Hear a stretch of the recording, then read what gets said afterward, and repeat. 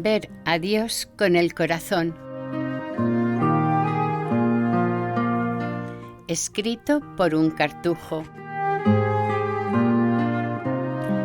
Primer audio.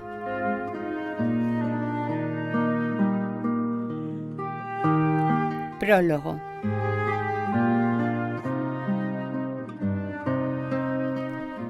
Hace ya unos años que me habías pedido que te hablara de la oración del corazón, aunque yo te contesté que no quería lanzarme a hablar sobre un tema que no conocía suficientemente. Desde entonces ha pasado tiempo.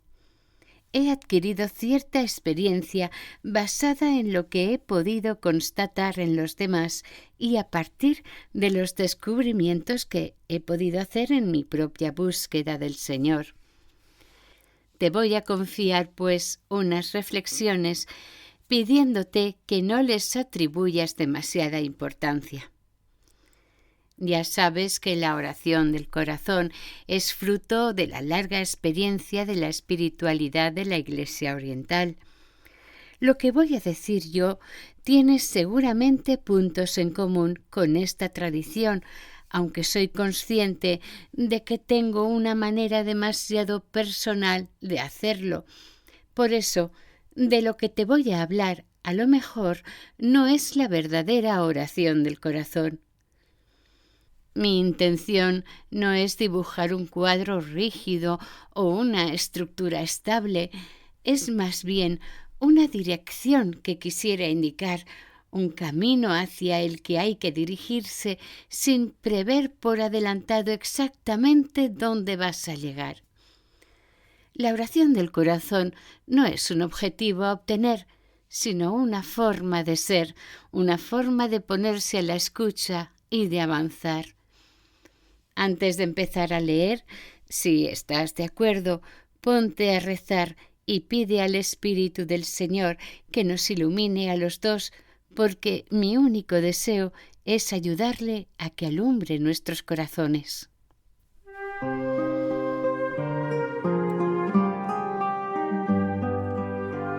Uno. Abba, santificado sea tu nombre.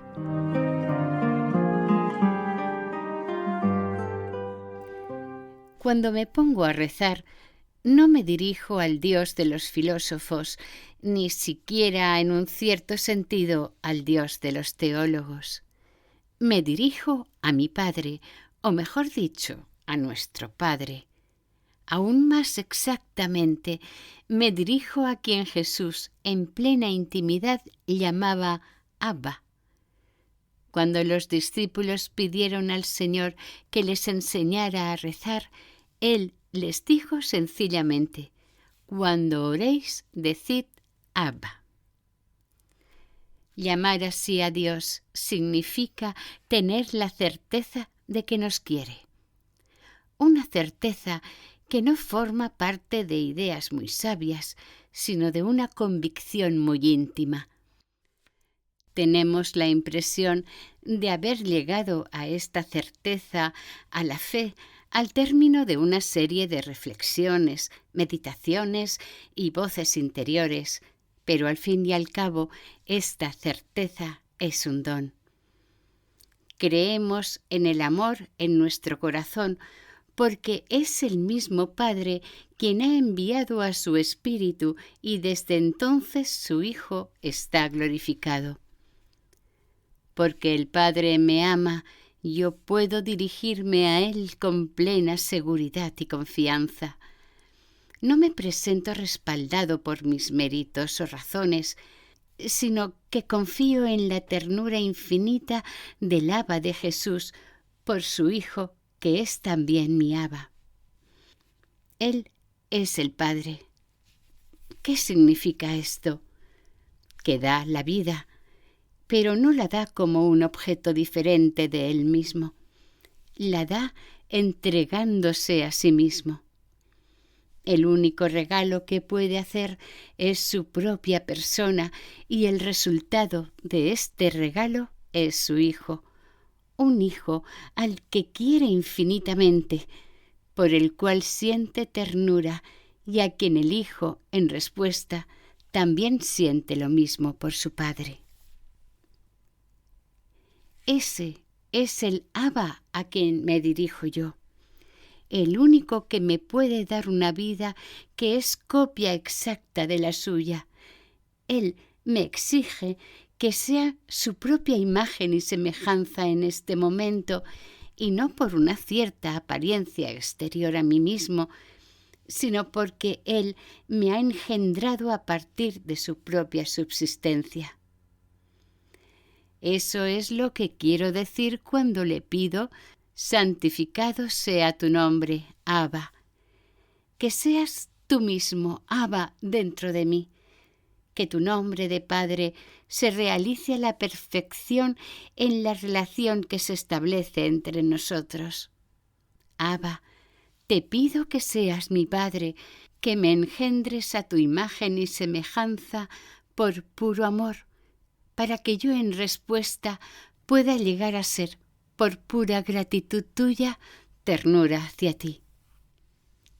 La oración del corazón consiste simplemente en encontrar el camino que me permita tener respecto al Padre una actitud gracias a la cual Él mismo pueda santificar su nombre en mí y en todos sus hijos, en su único Hijo compuesto de sí mismo y de todos sus hermanos. Rezar es acoger al Padre, participar en esta vida que Él nos da por gracia. Acoger al Padre es permitirle engendrar al Hijo y hacer nacer su reino en mi corazón. De esta manera, el Espíritu podrá establecer entre yo y el Padre lazos que no se pueden destruir, relaciones de unidad que se extenderán a todos mis hermanos.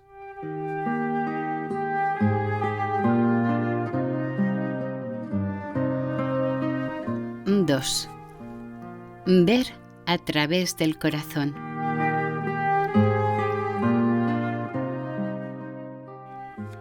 ¿Qué camino debemos tomar para llegar a ese encuentro con el Padre al que aspiramos? ¿Qué facultades ha puesto a nuestra disposición para esto? ¿Será la inteligencia como capacidad de conocer y de reflexionar? Escuchemos la respuesta de Jesús. Te doy gracias, Padre, Señor del cielo y de la tierra, por haber escondido estas cosas a los sabios y habérselas revelado a los pequeños. Sí, Padre, porque así te ha parecido bien. Mateo 11, 25, 26. Esto parece extraño. El camino está cerrado a los inteligentes y a los que saben pensar y calcular. No es a ellos a quienes Dios ha decidido revelar sus secretos. Sin embargo, ¿no nos ha dado Dios la cabeza y la capacidad de reflexionar, de ver las cosas, de imaginárnoslas como medio para ponernos en contacto con los demás? Efectivamente, estas facultades nos las ha dado Dios, son buenas, son indispensables. No debemos odiarlas ni despreciarlas, pero debemos, sin embargo, reconocer sus límites. Cuando pienso en un problema o con más precisión en una persona muy cercana, con mi cabeza y no con mi corazón, la mantengo a distancia. La manipulo de manera que la puedo analizar a mi voluntad sin comprometerme con ella. En el fondo, no me implico, mantengo mis distancias, conservo mi seguridad respecto a esa persona. Hago todo lo que puedo para conocerla sin dejar que me lleve o contamine el dinamismo que podría emanar de su corazón. Quiero permanecer libre respecto a ella. En ciertos casos, este método de actuar quizás sea bueno, pero si lo que yo quiero es amar, Seguro que no es este el camino a seguir. Jesús nos sigue enseñando.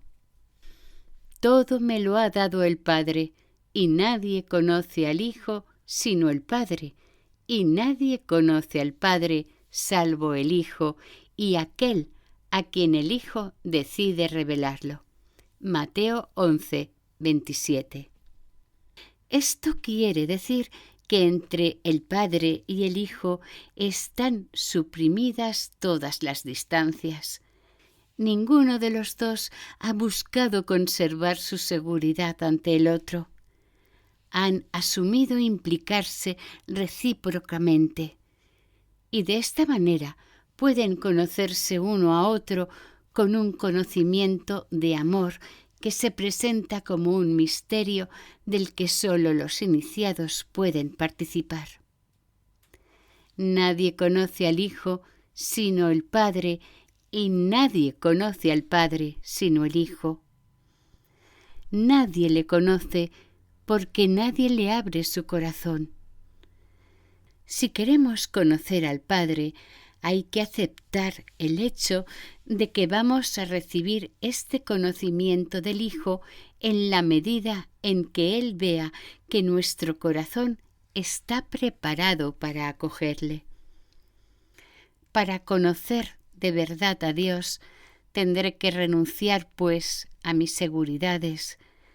Tengo que eliminar las distancias que el pensamiento y el mundo material me permiten guardar respecto a Él. Tengo que reconocer que soy vulnerable. Este hecho que yo suelo esconder tan bien, lo tengo que aceptar a plena luz del día, vivirlo, es decir, dejar que se expresen las verdaderas reacciones de mi corazón. A partir de este momento tendré la oportunidad de ponerme en relación con el Padre y el Hijo y con todos mis hermanos. Esto significa, en la realidad concreta, que tengo que aceptar situarme al nivel de mi corazón.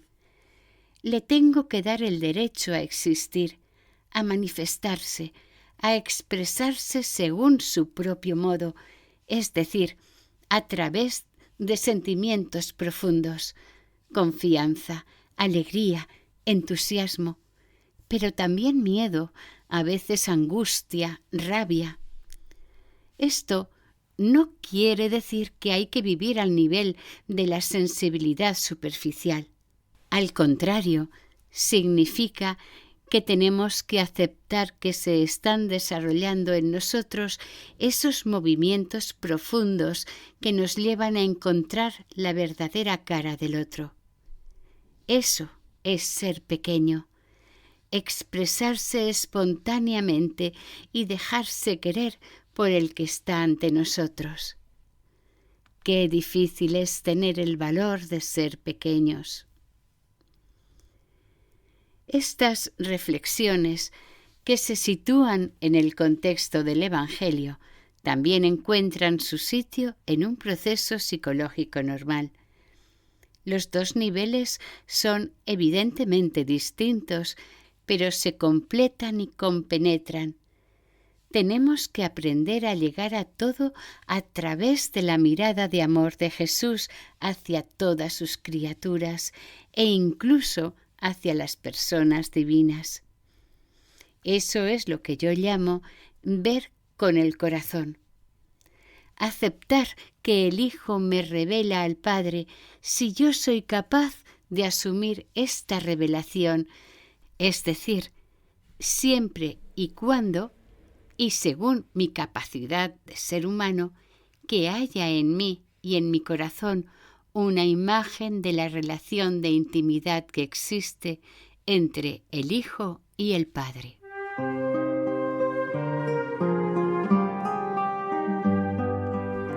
¡3! Purificación del corazón.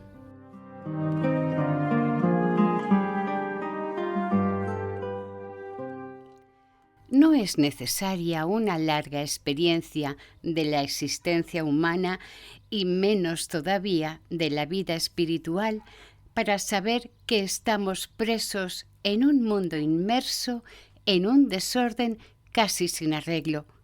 Pecados, desequilibrios emocionales, heridas no cicatrizadas, costumbres malsanas, etc. Todo esto constituye las impurezas de nuestro corazón.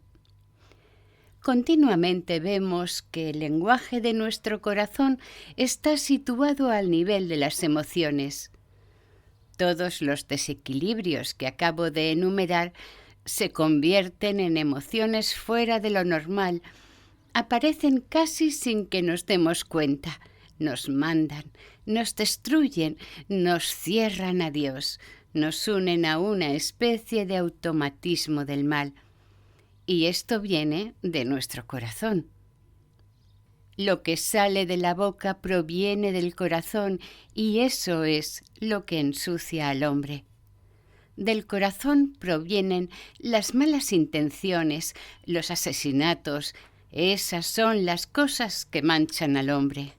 Mateo 15, 18, 20. Si quiero quitar la suciedad de mi ser, primero tengo que purificar mi corazón.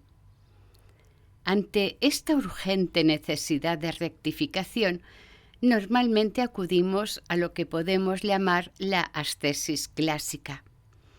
Es una técnica probada y practicada por numerosas generaciones de monjes cristianos, hombres de buena voluntad, decididos a liberarse de la esclavitud en la que estamos apresados. Es una forma de accionar que apela a todos los recursos de nuestra voluntad, de nuestra energía y de nuestra perseverancia, iluminados por la fe y el amor. La ascesis tiene sus méritos y no hay por qué abandonarla, pero también tiene sus límites. En particular, en lo que se refiere a la auténtica purificación del corazón, hay que ir más allá de las técnicas humanas. Releamos la invitación que hace San Bruno a su amigo Raúl. ¿Qué hacer entonces, querido amigo? ¿Qué hacer sino creer en los consejos divinos, creer en la verdad que nunca engaña? Efectivamente, esta avisa a todo el mundo: venid a mí todos los agobiados y yo os aliviaré.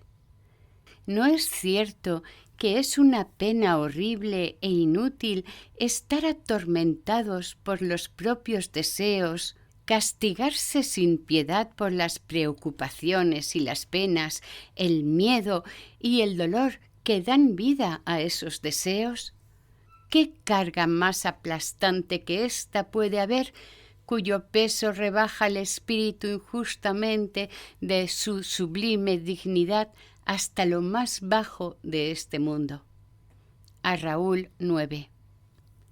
Existe, pues, una manera de purificación donde antes que cualquier otra hay que dirigirse a Jesús, llegar a Él con el fin de recibir alivio.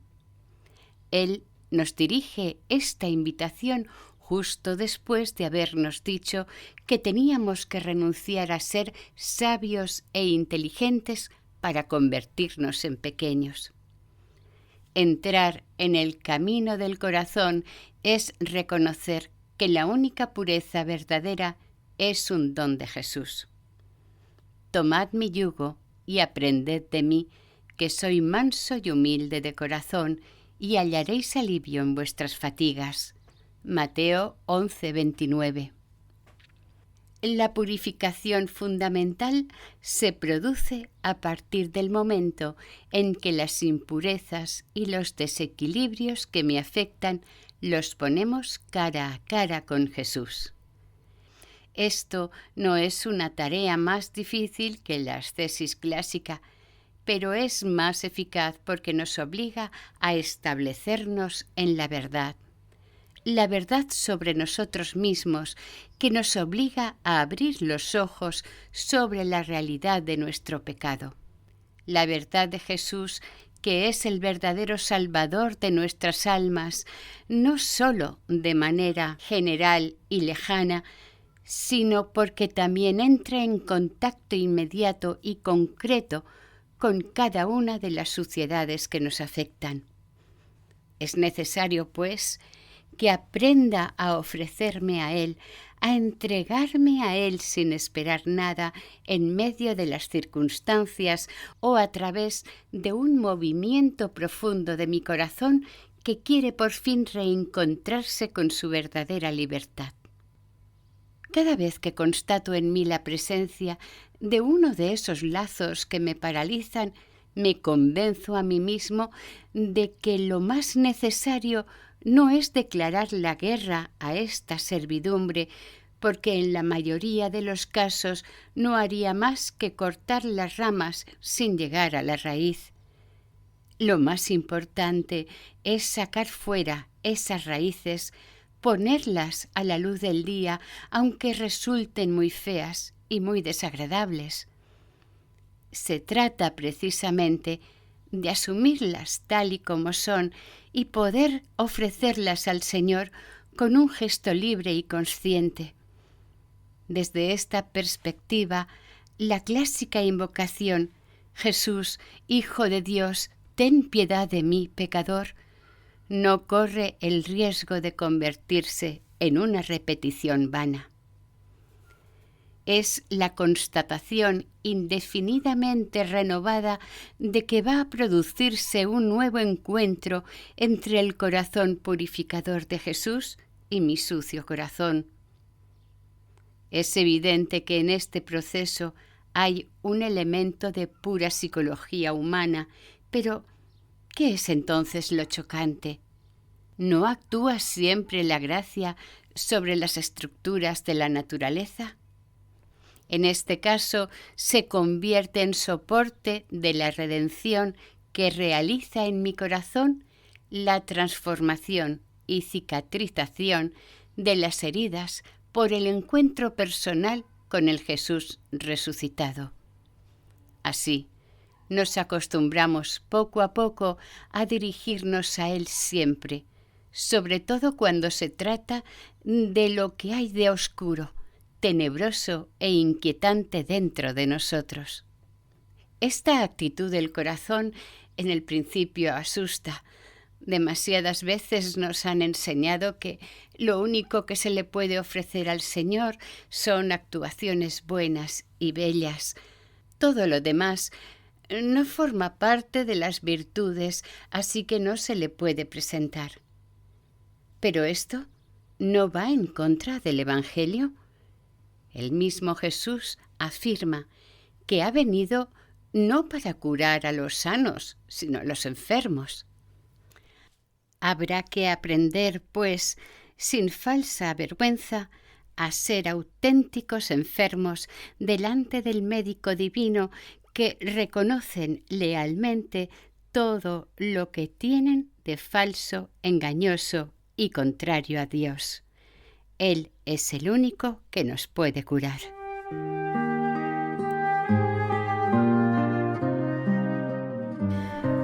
¡4! Mi cuerpo, lugar de encuentro con el Verbo y templo del Espíritu.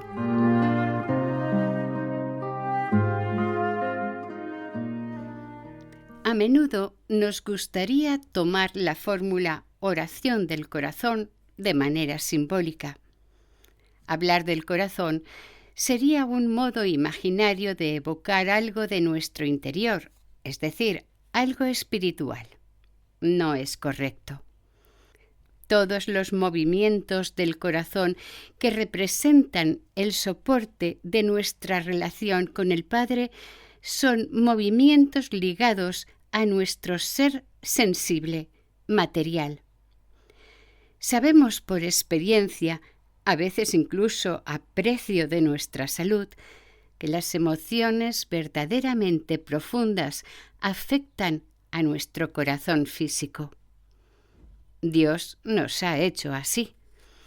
En el relato del Génesis vemos a Yahvé modelando al hombre del barro de la tierra y afirmando al mismo tiempo que este ser material estaba hecho a su imagen y semejanza.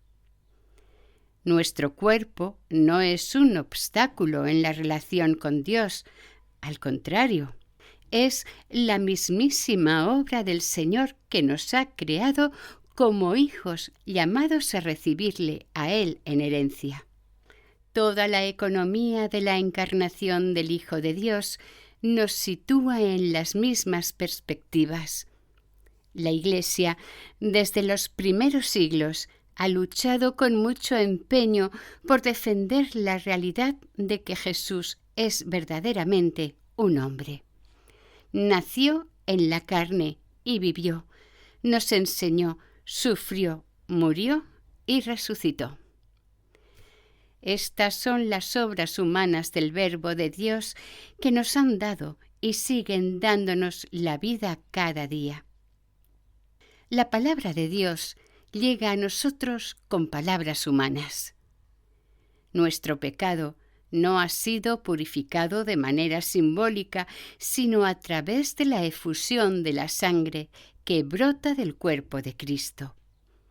Él verdaderamente ha muerto y resucitado en su carne.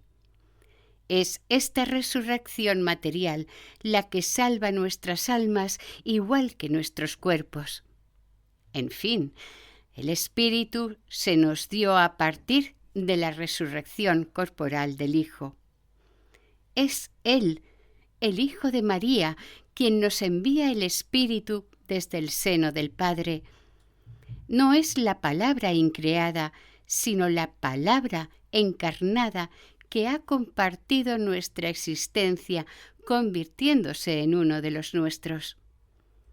Experimentamos esta encarnación cada día a través de los sacramentos, la liturgia, la vida en comunidad, la pertenencia al cuerpo de la Iglesia. Todo esto es el fundamento inmediato, la presencia en nuestras vidas de la realidad de Cristo.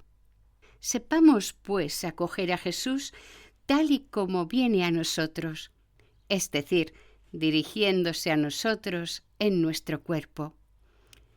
No nos precipitemos deshaciéndonos rápidamente de este intermediario que a veces consideramos un poco como una falta de pureza en nuestra relación con Dios.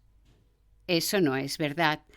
No es una impureza, sino el mismísimo lugar de encuentro con nuestro Abba. Igual que nos sería imposible imaginar la vida en comunidad si nuestros hermanos fueran seres sin cuerpo, puros espíritus a los que deberíamos de llegar más allá de su envoltura carnal. De la misma forma, sería un rechazo a la realidad del amor de Dios, querer abstraerse de la realidad material y carnal presente en el Hijo que viene a nosotros. Efectivamente, la Eucaristía que celebramos cada día es la celebración de un acto que ha contribuido a llegar en su cuerpo y su sangre a transformaciones profundas sin abandonarlas ni olvidarlas, sino dándoles su plena significación. Son una realidad material que es el Hijo de Dios. De la misma manera, nuestro cuerpo es la realidad de lo que somos nosotros con todo su peso, sus límites, sus restricciones. Es mi cuerpo quien entra en contacto con aquella realidad de la cual Jesús dijo: «Esto es mi cuerpo». En el encuentro de las dos realidades corporales se establece el contacto de vida entre Dios y yo. Si no coméis mi cuerpo y no bebéis mi sangre, no tendréis vida en vosotros. Igual que el Padre me ha enviado y yo estoy vivo por él, así el que me come vivirá por mí. Juan 6:57. La consecuencia de este estado de cosas es que yo no podría rezar si no orara en mi cuerpo. No puedo abstraerme de mi realidad encarnada cuando me dirijo a Dios. Tampoco es una simple cuestión de disciplina religiosa si hay ciertos gestos impuestos y si existen condiciones materiales que me limitan cuando tengo que dirigirme a Dios. Todo esto corresponde a una única verdad, que Dios me quiere tal y como me ha creado. ¿Por qué voy a querer yo ser más espiritual que Él? Es necesario, pues, aprender a vivir con mi cuerpo y con todas las restricciones que me impone. La comida, el sueño, el sosiego, las enfermedades, los límites de mis fuerzas no son obstáculos entre Dios y yo. Al contrario, representan la trama de la tela que establece la continuidad que no puede fallar entre lo más íntimo de la realidad divina y lo más concreto de mi existencia cotidiana.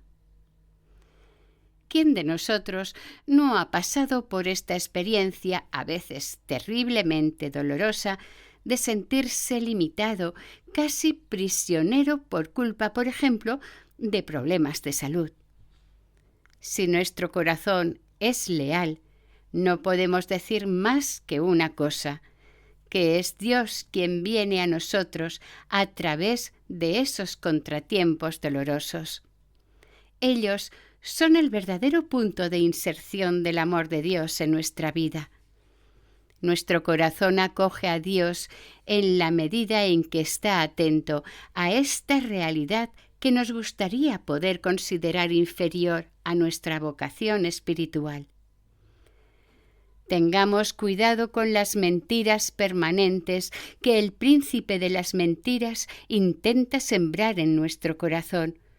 No juguemos a espíritus puros, sepamos ser algo mucho mejor, hijos de Dios.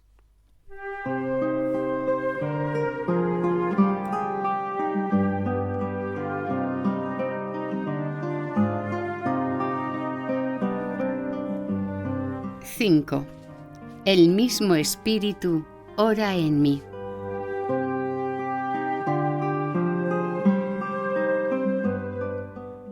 Estamos hablando de oración, pero ¿sabemos rezar? Me pregunto si incluso sé en qué consiste la verdadera oración. Sinceramente tengo que admitir que no. Siento en mí un llamamiento profundo en un sentido, pero sigo en la oscuridad. El Espíritu viene en ayuda de nuestra debilidad, pues no sabemos pedir como conviene, pero el Espíritu mismo intercede por nosotros con gemidos indecibles. El que escudriña los corazones sabe cuál es la intención del Espíritu, porque conforme a la voluntad de Dios intercede por nosotros. Romanos 8, 26, 27. La oración está en mi corazón, brota de mi corazón, por tanto no es obra de mí solo. El Espíritu que me ha sido dado ocupa enteramente mi corazón y es el que reza en mí. El Espíritu viene del corazón de Dios, deseando encender en mi propio corazón la misma llama que en el suyo. Conocemos todos los pasajes de San Pablo que nos repiten lo mismo, pero ¿no tenemos demasiada tendencia a considerarlos como algo puramente teórico? O, por expresarnos de manera más noble, como verdades de la fe, es decir, algo de lo que se habla con convicción, pero que lo vivimos en total oscuridad. Esta presencia del Espíritu en mi corazón sería algo que se situaría únicamente al nivel de Dios y con la cual no podría yo comunicarme más que a través de fórmulas intelectuales. La misma realidad escaparía totalmente de mi experiencia. ¿Es esto lo que verdaderamente quiere decir San Pablo? En reacción ante lo que esta actitud tiene de excesiva, es necesario exigir que toda la existencia cristiana auténtica sea una experiencia de espíritu como la de los apóstoles cuando recibieron las lenguas de fuego el día de Pentecostés.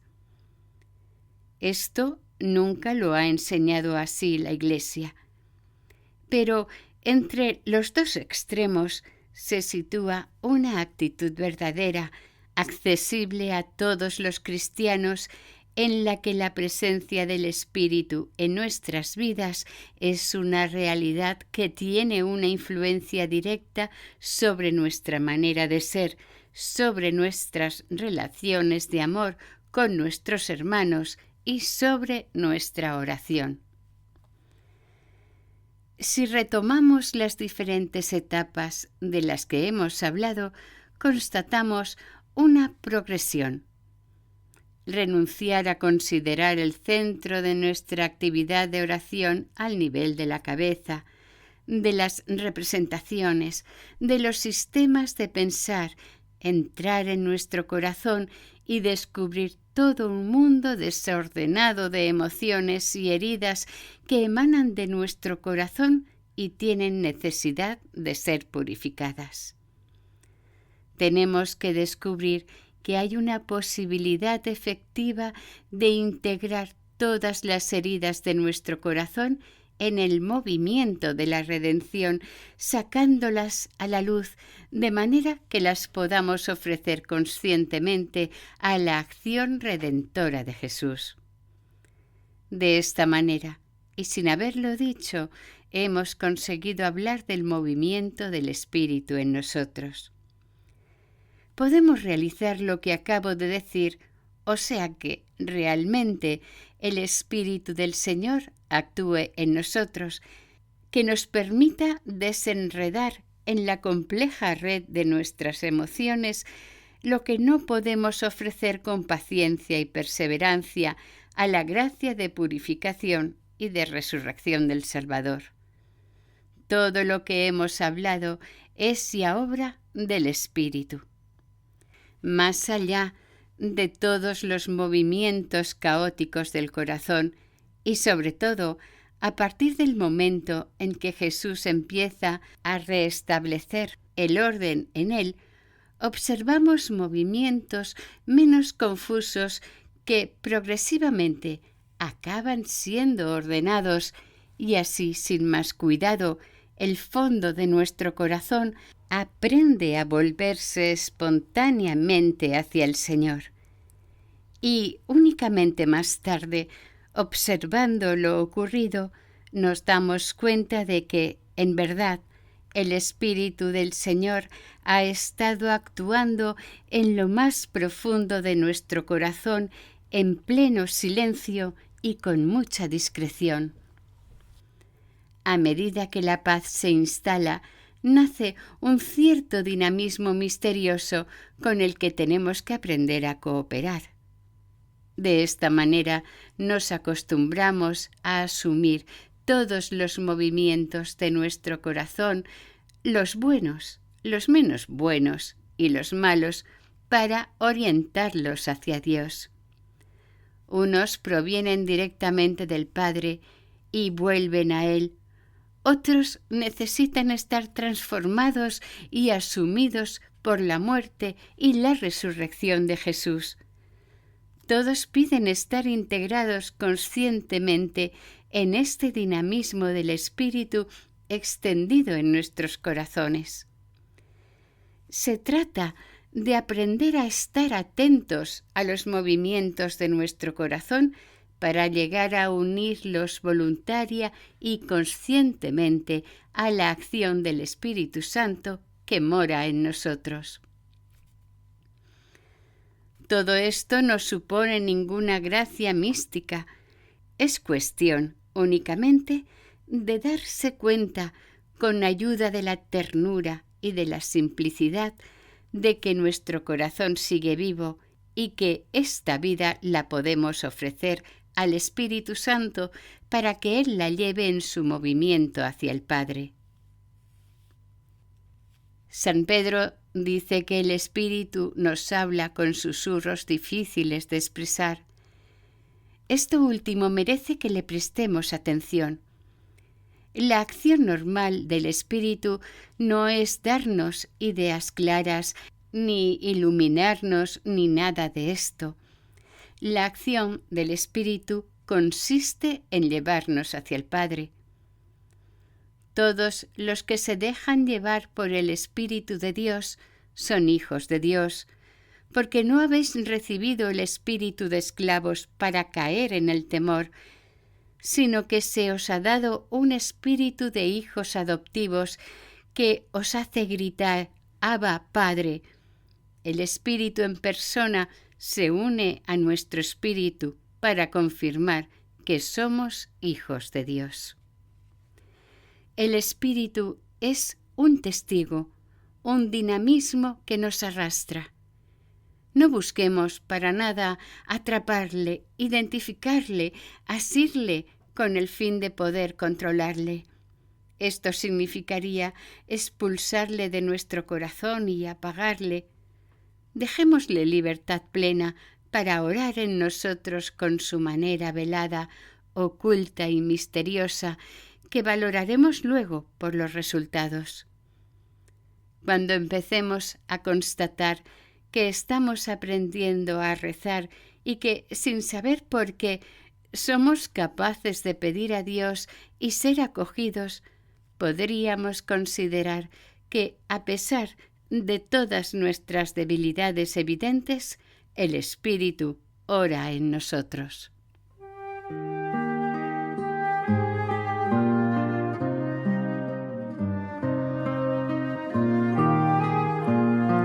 Fin del primer audio de Ver a Dios con el corazón, escrito por un cartujo.